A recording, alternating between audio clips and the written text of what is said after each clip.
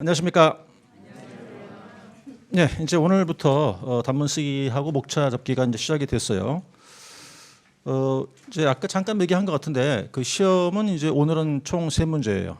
5개를 외우시라 그랬잖아요. 3문제를 쓰실 거고 이제 시험 그 이제 시기는 우리가 4교시 중에서 이제 그 1교시가 될지 2교시가 될지는 잘 모르겠어요. 그때 달라지니까 그때 적응하시면 되겠고, 일단 오늘은 3문제를 5개 중에서 3개를 선별해서 시험 보겠습니다.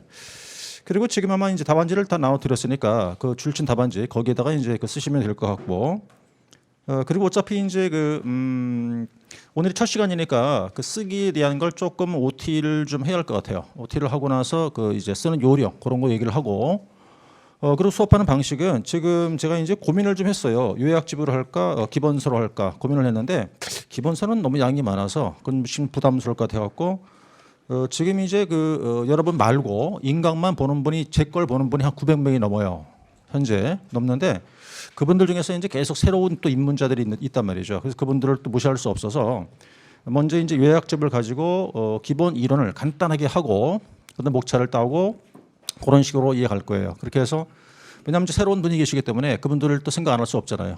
그분들은 이론을 잘 모를 수도 있어서 그래서 인강 보는 분이 많이 계신데 그분들한테 이제 조언을 드리면 기본서가 됐든 요약집이 됐든 그 기본 이론 과정을 한번 쭉 봐두시는 게 좋을 거예요. 왜냐하면 지금은 이론 자체를 이렇게 길게 할 수 없거든요. 그런 이유 때문에 기본서라든가 요약집을 통해서 기본 이론 과정을 듣든 요약반을 하든 그걸 한번 앞에 강의된 거를 한번 봐두시는 게 좋지 않겠나 그런 말씀을 드리고 싶고, 우리 오프라인 인원 합치면 한 1000명 돼요. 우리 학원에 이제 저만 기준하면 제 걸 보는 분의 이제 인원수가, 그러니까 행정사가 3000명 정도 응시를 해요. 10대 1 되니까 경쟁률이. 그럼 현재 스코어 한 3분의 1 정도가 우리 이제 학원에서 이제 이렇게 커버하고 있는 거죠. 근데 그게 1차가 끝나면 또 그때 부쩍 늘어요. 1차 끝나면. 왜냐면 지금 이제 1차밖에 안 하는 분들이 많기 때문에 그분들 1차 하고 나서 2차 하려고 많이 또 되고 또 유입이 되거든요. 그래서 지금보다 더 인원이 늘어날 거로 보여지게 되고요. 그래서 일단은 제가 수업은 이제 요약집을 가지고 기본 이론 간단히 정리하고 그다음 이제 어느 정도 됐으면 그 문제의 그 내용에 따라서 목차를 따고 정리하고 그렇게 하는 걸로 진행할 거고, 매주마다 이제 오늘 이따 끝날 때쯤 제가 또 번호를 불러드릴 거예요. 몇 번 외워오시라고. 평균 4개 5개예요. 그래서 이제 쓰실 거는 3개 또는 4개 그렇게 할 거고요. 그거는 제가 무작위로 이제 정하겠습니다. 그리고 이제 이게 요게 이제 주관식을 써야 되는데 어떻게 쓸 것인가에 대한 어떤 이제 그 해결 방안, 또 답안을 어떻게 구성한다고 그래요. 쓴다고 안 해요. 저는 어떻게 구성할지를 조금 우리가 이제 이해를 할 필요가 있는데, 우선 주관식인 이건 뭐 다 마찬가지예요.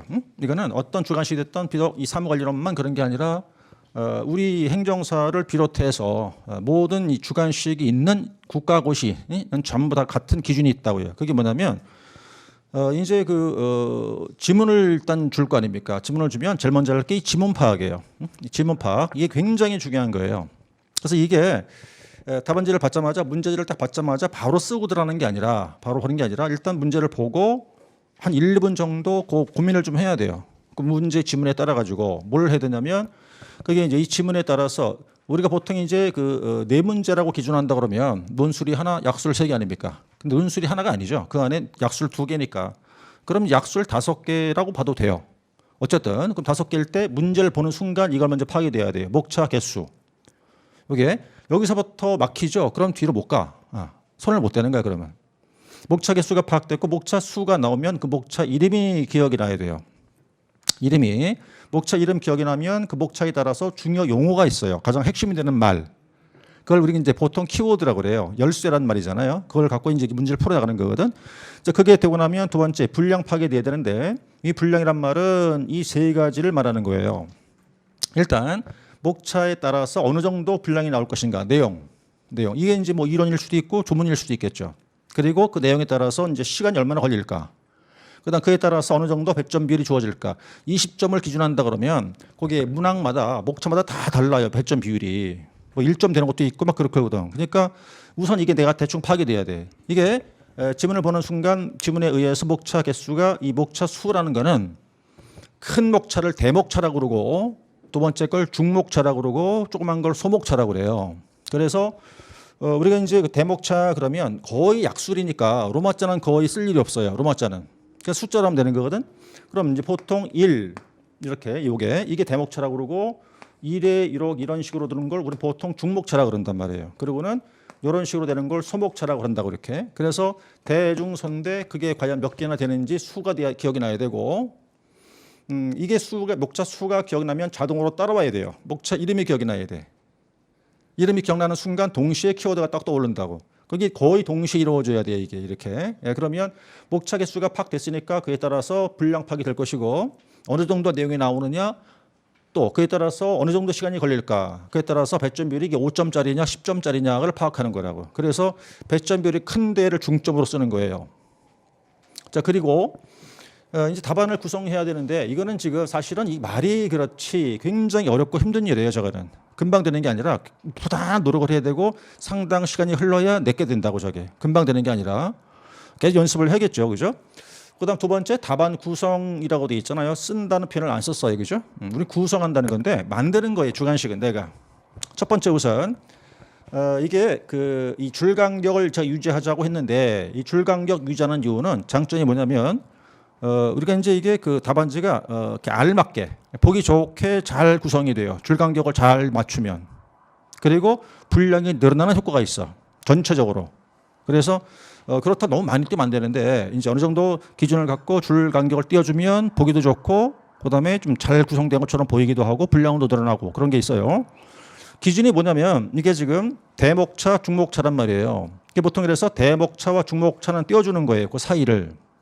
그리고 기본적으로 중목차끼리도 띄워주고 중과 소목차끼리 띄워주는데 이건 이제 기준이 되는 것이고 중목차끼리나 이 소목차끼리는 분량이 많으면 띄워주지만 분량이 얼마 안 된다. 그럼 붙여놔야 돼요.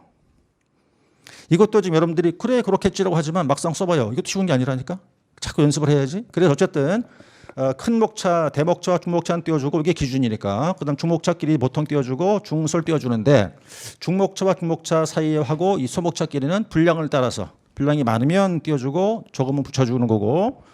그다음에 이제 여기서 이제 그 수정액이라고 하죠. 이렇게 화이트 지우는 거 있잖아요.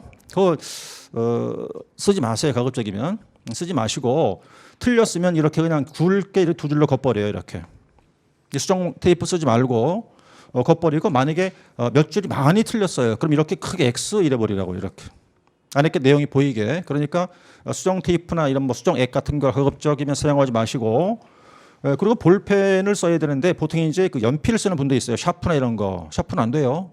샤프 쓰는 것과 볼펜 쓰는 거는 속도가 틀려요. 속도가 틀리고 글씨체가 달라진다고. 가급적 연필 사용하지 마시고 이제 펜을 쓰는데 가급적 까만색으로. 그게 이제 그 뭐 이 수강생들 사이에서는 그 펜도 막 유행이 돌아요. 잘 이렇게 쓰이는 펜도 있다고 그러고 막 그런 게 있다고. 그래서 그런 거를 일부러 골라 사고 막 그런 경우도 있거든요. 그리고 이제 여자분들은 특히 이게 끼는 게 있어요. 이렇게 손가락에 이렇게. 여기 아프니까 이렇게 끼고 쓰는 게 있다고. 그거 쓰고 하면 좀 잘 써진다고 하더라고요. 그런 게 필요할 것 같고. 그다음에 이제 문제를 하나 다 썼어요. 그럼 다음 문제를 써야 되는데 문제와 문제 사이는 보통 3줄 넉 줄이에요. 서너 줄 정도. 그렇게 띄고 쓰는 거라고. 근데 한 문제 쓰고 한 페이지를 넘어가 버려요. 그럼 안 돼요. 한쪽을 다 썼어. 근데 다음 문제 쓰려고 하니까 한쪽을 다 비워버려. 한쪽 전체를 다. 그리고 넘어간다고. 그럼 안 돼요. 안 되고 한 문제와 그 문제 사이의 간격은 보통 길어야 많아야 넉 줄이에요. 넉 줄인데 이제 물론 좀 이따 내용을 좀 보겠지만 예를 들어서 지금 이게 이제 예를 하나 지금 제가 만들어 온 건데 이게 지금 한 페이지라고 치면 한 문제를 다 썼어요. 여기가 끝이라고 치고 이게 보통 이게 22줄이에요. 이 한 페이지가. 그럼 다 썼다고 치는데 한 문제를 다 썼는데 남은 이 줄수가 한 서너 줄밖에 안 남았어? 그럼 넘어가야지 뒤로. 그때 넘어가야 되지. 근데 석 줄 남겨놓고 난 상태에서 3줄 넉 줄 떼세요 그랬더니만 한 5줄 남았단 말이에요. 그러니까 이게 또 떼기 뭐 하잖아. 그러니까 2번 지문을 쓰고 그다음 다음 주 내용을 써. 그럼 안 되는 거라고. 에? 안 되는 거니까 보통 서너 줄 남기면 그냥 뒤로 넘어가고 한 절반 이상 남았다. 그럼 한 3줄 띄고 내용 들어가야 돼요. 자 그리고 그게 이제 그 문제가 간격은 보통 서너 줄입니다. 이 과도한 여백이란 말은요. 금방 설명드린 대로 한쪽 쓰고 한쪽을 다 비워버려요. 이걸 얘기하는 거예요. 그렇게 하는 거 아니에요. 채워 쓰는 게 돼야 되는 거고. 그다음에 이제 방금 제가 한 얘기 있거든요. 문제 지문은 앞쪽에 있어요. 근데 내용은 뒤쪽에 와 있어. 그럼 안 되는 거라고. 그래서 항상 문제 지문과 답은 같은 쪽에 있어야 돼요. 모르는 게 아니잖아요. 그렇죠? 그래서 이제 앞쪽에 문제 지문밖에 없고 내용은 다음 쪽이라고 한다. 그럼 안 되는 거고. 그다음에 이제 그 한 문제를 다 썼어요. 그러면 꼭 잊지 말아야 돼요. 한 문제를 다 쓰면 끄트머리에 쓰건 줄을 바꾸건 끝자를 꼭 써야 돼. 다 끝났다는 거 표시로 끝자를 꼭 쓰고 그다음 네 문제가 됐건 다섯 개 됐건 다 썼어. 그 해 다 썼다. 그럼 끝자를 쓰는 게 아니라 그때는 줄을 바꿔 이하 여백 이렇게 쓰는 거예요. 이렇게 그래서 한 문제 끝날 때마다 끝자 쓰고 네 문제를 다 썼다. 오늘 세 문제니까 오늘은 세 개겠지. 세 개를 다 썼다 그러면 줄을 바꿔가지고 이하 여백 이렇게 쓰는 거예요. 끝자 쓰고 이하 여백 다 쓰는 거 아니고 그렇게 하는 거 생각하시면 되고 그다음에 이제 이 한자를 제가 해봤는데 한자가 이제 이렇게 그 파워포인트로 띄우니까 안 나타나더라고요. 이러지 말자는 거예요. 이러지 말자. 예? 이러지 말자는 거예요. 이렇게 하지 말자. 기억이 안 나니까 목차 번호나 목차 이름만 써놓고 내용은 없어요. 그러고 지나가 버려요. 목차는 기억이 났는데 내용은 기억이 안 나니까 목차 명을 써놓고 내용이 없어. 그리고 다음 목차 내려간다. 밑줄 띄워놓고 이렇게. 그러니까 처음에는 이제 어떻게 됐냐면 나중에 기억나면 쓰려고 그래요. 나중에 기억나면 쓰려고 이렇게 이제 목차를 놓고 나서 이제 1번 썼다고 치고 뭐 이런 식으로 썼다고 쳐봐 이렇게. 근데 2번의 목차는 기억이 났는데 이 내용이 기억이 안 나. 그러니까 몇 줄을 띄워놓고 3번 이렇게 넘어간다고 이게. 여기는 공란으로 비어 있죠 지금. 이거 기억날 것 같아요? 안 나. 그 우리 어르신들 표현을 빌리면 이 뜻이야. 죽은 자식 뭐 만지기야 그건. 이미 날아간 거야 그거는. 이미 떠난 버스라니까. 그거 기억날 것 같아요? 안 나 이거. 어쩌다 기억날 수 있겠는데 그런 경우는 정말 드문 케이스고 이렇게 하면 안 돼요. 차라리 모르면 그냥 이걸 통째 안 쓰고 있는 게 안 쓰니만 못해 그거는. 그러니까 이런 식으로 목차 번호는 있어요. 목차 개수는 기억나니까. 그러니까 이게 왜 이렇게 되느냐. 목차 개수하고 목차명을 정확히 기억나야 되는데 거기서 막히니까 이렇게 되는 거야. 거기서 막혀버리면. 그러니까 목차 번호 쓰고 목차 이름을 썼는데 내용은 안 써 있어. 내용이 텅 비어 있네. 그럼 공부 허탄 거지 뭐냐고. 그런 일이 없도록. 그러니까 이런 일이 사전에 발생하지 않게끔 미리 예방을 다 해야 되죠. 그러니까 이런 일이 안 생기게끔 그렇게 하는 거고. 그다음에 이제 그 말풍선 쓰는 경우 있어요. 그거 안 좋은 표현이에요. 그거. 말풍선 써요. 그리고 썼는데 빠진 것 같아. 이렇게 집어넣는다고 이렇게 여백에다가 이렇게. 그렇게 막 뭐라 써놨어 이렇게. 이게 그 말풍선이죠 이거. 이게 안 좋은 거예요. 그리고 이제 2번이 기억이 안 났어. 1번과 3번은 기억이 났는데 2번은 기억이 안 나니까 여기다 3번 썼다고 치고 2번이 저 뒤에가 있어. 그럼 이 목차 순서가 안 맞는 거잖아 이거는 지금. 더더군다나 이게 법 조문이다. 그럼 엉망진창되는 거야 이거는. 법 조문으로 있다. 문제 자체가 법 조문으로 돼 있다 그러면 그거는. 그걸 주의해야 되는 거고. 그다음에 이제 도저히 난 모르겠어요. 이 문제 전체를 다 모르겠어. 그러니까 내가 문제를 임의로 만들어. 그래놓고 내용을 채워요. 그거 점수 안 줘요. 의미가 없는 거예요 그거는. 모르면 그냥 다른 걸 예를 들어서 비슷하게도 써야 되는데 도저히 하나도 기억이 안 나네. 그러니까 내가 막 엉뚱을 막 써놓는다고. 그건 별로 의미가 없다는 거예요. 그러니까 비슷하게라도 거의 근사치라도 쓰긴 써야 되는 거지. 백지보다 낫다고 보는데 백지는 절대 안 되니까. 백지는 빵점이에요. 그거는 100%. 0점. 한 문제 백지 내죠. 그럼 떨어져요. 한 문제 백지 내버리면. 약수를 3개 중에서 한 문제 백지다 그럼 불합격이에요. 그건 반드시. 평균이 안 나와 절대 그거는. 그러니까 백지는 아니겠지만 쓸 때 전혀 다른 걸 써봤자 의미가 없다 그 얘기예요. 그리고 이건 이제 그 이름 법 이름이란 말이에요. 법 이름 약칭 써도 돼요. 법 이름을 쓸 때는 약칭으로 써도 되지만 법 이름 자체를 조심하셔야 되고 법용 조문을 틀렸다. 그럼 이건 정말 큰 문제 생겨요. 그러니까 제가 얘기했다시피 조문이 기억이 안 나면 그냥 무슨 법 이름만 써놓고 몇 조 몇 항은 안 써야지. 몇 조 몇 항을 써놨는데 그걸 잘못 썼다. 그러면 그거 전체는 문제를 하나도 답안을 점수를 줄 수가 없어요. 그거는. 내용이 똑같았는데 위에 써 있는 조문 자체가 틀렸다고요. 내용은 그대로 썼다고 치더라도 그럼 점수를 못 주는 거예요. 그거는 절대로. 그래서 반드시 기할 거는 조문을 잘 쓰든지 아니면 쓰지 말든지 틀리게 쓰면 안 된다는 얘기예요. 그리고 글씨가 너무 크거나 작으면 좀 불편해요. 너무 크면 이 페이지가 많이 넘어가요. 이게. 휑해 보인단 말이에요. 너무 또 작으면 특히 이제 여자분들이 그 이쁘잖아 글씨가 보통 다 여자분들은 좀만해 글씨가. 그러니까 그렇게 좀 조금 크게 쓰시란 말이에요. 그분들은. 그래서 중간용 너무 크거나 작게 쓰면 안 좋다는 거고 이렇게 하지 말자는 얘기예요. 그리고는 이제 나중에 또 얘기하겠지만 참고사항이에요. 우리가 이제 2교시 시험 봐요. 우리 과목이. 보는데 뭐랑 같이 봅니까? 얘랑 같이 보죠. 실무법. 그러면 지문을 2장 동시에 준단 말이에요. 답안 노트 2개 주고. 그럴 때 문제를 내 거 보면 안 돼. 아니 사무 관련은 하나 보는 게 아니라 같이 봐야 돼. 2개를 이렇게. 응? 두 과목을 다 같이 본다고 지문을 이렇게 양쪽에 딱 놓고 봐가지고 같이 동시 파악이 돼야 돼요. 응? 두 개 지문을 딱 놓고 이렇게 양쪽을 이렇게 봐야 된다고 이렇게 보고 이렇게 봐야 된다고. 그래서 아 여기는 어느 정도 나오겠네 어느 정도 걸리겠네. 방금 내가 말했던 목차부터 쭉 정리를 해가지고 그걸 파악을 해야 한다고 그거를. 그래서 이걸 미리 파악을 해가지고 전체적으로 시간을 안배해야 되는데 전체적으로 시간 안배하는데 정확하진 않겠지만 조금씩 다를 수 있어요. 어떤 애는 실무법이 더 쉬울 수도 있어요. 근데 제가 1회 때부터 강의하고 있지만 실무법이 쉬웠던 해는 단 한 해도 없어요. 지금까지. 단 한 번도 쉬운 적이 없었어요. 실무법은. 항상 어려웠어요. 그럼 단순 비교할 때 그나마 우리 과목은 좀 쉽다고 치면 둘을 비교할 때 시간을 안배하는 얘기는 무슨 얘기냐면 똑같이 50분씩 다 시간 쓰면 돼요? 안 되는 거죠 그러면. 그죠? 안 될 거 아닙니까? 그 시간 안배를 잘 하시라는 소리예요. 그런데 그거는 지문을 보고 판단하셔야 돼요. 현장 가셔서 그 얘기고. 그다음에 이제 그 두 과목을 노트를 두 걸 다 주니까 어떤 걸 먼저 쓸지 판단하시라고 그거는. 그럼 그거 어떻게 된다? 기억나는 대로 써놨잖아 제가. 그러니까 먼저 지문을 두 장 같이 놓고 눈에 탁 들어와 뭐가 하나가. 이게 사무관리론인지 실무법인지 모르겠는데 딱 놓고 보니까 눈에 탁 들어오는 게 있어. 그럼 걔부터 쓰는 거예요 바로. 응? 걔부터. 이해하시겠어요? 그러니까 두 과목을 같이 동시에 보는 거라고. 동시에 봐서 파악하고 나서 보니까 사무관리론에서 2번 문제가 딱 눈에 들어오더라고. 답은 확 알겠어. 그럼 걔부터 쓰고 들어가야지. 걔 먼저. 그게 현장 가시면 1분 1초가 얼마나 아까운지 몰라요. 시간이. 1분 엄청 긴 시간이에요 그거. 그 얘기를 하고 있는 거예요. 그리고 이제 일단 어떤 걸 쓰겠다 과목 정해졌어요. 그럼 이제 보통 네 문제라고 하잖아요. 논약술 포함하니까. 이거를 순서대로 써야 되느냐? 아니 필요 없어요. 그냥 기억나는데 먼저 쓰는 거예요. 아무거나. 순서 무시하고. 그게 이 얘기예요 지금. 그래서 아는 문제 눈에 딱 들어오는 거 먼저 쓰고 들어가는 거란 말이에요.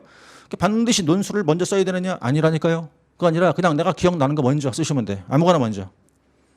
그래서 순서 무시하시고 쓰라는 소리가 되고 그리고 이 답안 노트를 두 권 줄 텐데 그 노트 색깔이 틀려요. 표지가. 가끔 그런 것도 실수한다니까요. 그 노트 색깔이 맞게끔 답을 써야 되는데 바뀔 수가 있어 이게 또. 그거 주의해야 되는 거고. 자, 그다음에 이제 이게 가급적이면 또박또박한 글씨를 쓰면 좋겠죠. 그래서 이제 이렇게 글씨를 근데 제가 생각해도 글씨체가 금방 고쳐집니까? 오랫동안 해왔던 건데 그게.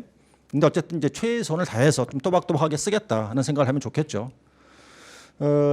이제 예를 하나 들어서 이게 이제 그 지문이잖아요. 이게 이제 1번 문제예요. 이제 여기 1번의 문제라는 게 이거예요, 이거. 이건데 지금 1번의 문제가 지문 보세요.